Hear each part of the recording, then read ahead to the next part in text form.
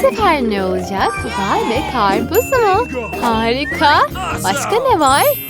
Ne? Bu mu? Musluk. Neden ihtiyacınız var ona?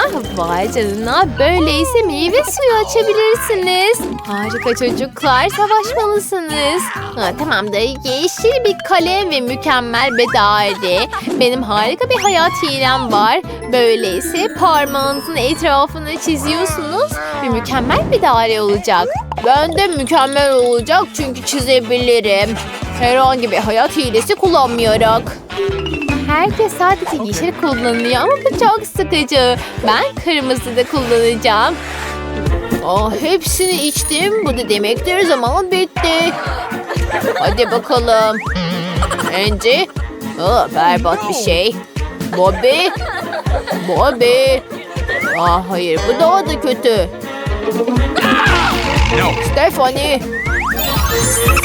Vay be, işte bu.